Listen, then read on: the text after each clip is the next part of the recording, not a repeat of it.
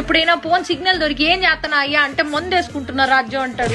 మందు కాదయ్యా మందులు వేసుకుంటున్నా అనాలి. పని ధ్యాసలో పడితే ఈ మనిషి ఏం మాట్లాడతాడో తెలియదు, అల్లాడిపోతా ఉంటాడు. నువ్వు నా మొదటి పెళ్ళానివి, నా రెండో పెళ్ళంతో నేనున్నాను ఇప్పుడు గోవాలో అన్నాడు. బీపీ డౌన్ అయిపోయింది వదిన నాకు.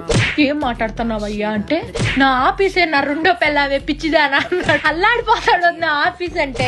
నేను కూడా వస్తాను, నన్ను కూడా గోవా తీసుకెళ్ళంటే ఫ్లైట్లు కూలిపోతున్నాయి, దేశం అంతా యుద్ధాలు జరుగుతున్నాయి, నీకోసం నేనేమైనా పర్లేదు కానీ నీకు మాత్రం ఏం కాకూడదు రాజు.